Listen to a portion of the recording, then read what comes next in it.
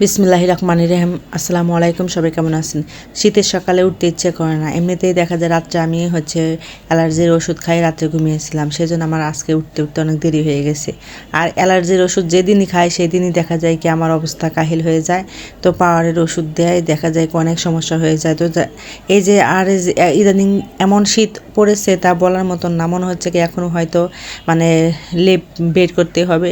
তো বাহিরে যে জানালা খুলে দেখি অনেক কুয়াশা, তো কুয়াশার মধ্যে আমি জানালাটা খুলে দিলাম, এদিকে বাতাস আসতেছে, অনেক ঠান্ডা হয়ে যায় রুমটা। তো তো তার জন্য একটু আর সকালবেলা দেখা যায় একটু জানালাটা খুলে না দিলেই ঘরটা একদম কেমন যেন অন্ধকার হয়ে থাকে, তাই আমি খুলে দিলাম। খুলে দিয়ে বিছানাপত্রগুলো গোছালাম। আর রাত্রে যেহেতু অ্যালার্জির বড়ি খেয়েছি আর আমার শরীরটা কেমন যেন লাগতেছে, মনে হয় অনেক দুর্বল লাগতেছে, তারপরেও উঠে কাজ করতে হবে। তো আপনাদের ভাইয়া সকাল ভোরে উঠে নামাজ পড়েছে, তো আমি একটু উঠতে দেরি করেছি, আর উনি উঠেই ভাতটা বসিয়ে দিয়েছে লাইনের গ্যাসে।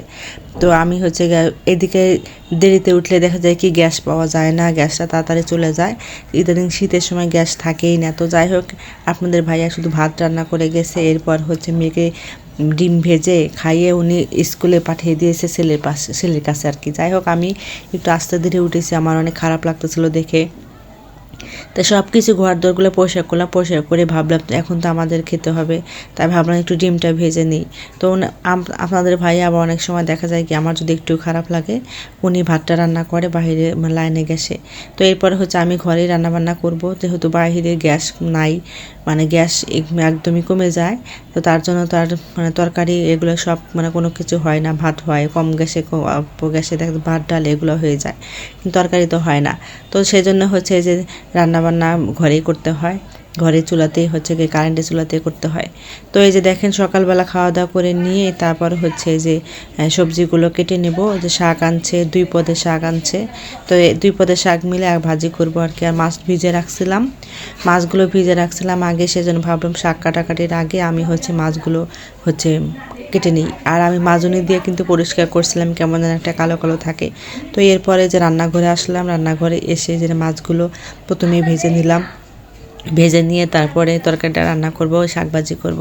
তো আজকে দুপুরবেলা যেহেতু রান্নাবান্না করতেছি, এদিকে রান্না শেষ করে রেখে তারপর আবার মেয়েকে স্কুল থেকে আনতে যেতে হবে। মেয়ের যেহেতু আজকে শেষ পরীক্ষা, তো পরীক্ষা শেষ হলে দেখা যায় কি বাচ্চারা একটু আরামে থাকে, বাসায় থাকবে, একটু সকালবেলা দেরিতে উঠবে। আর শীতের দিনে সকালবেলা কিন্তু কোনো বাচ্চায় উঠতে চায় না, তো দেখা যায় কি অনেক অলসতা করে, উঠতে চায় না।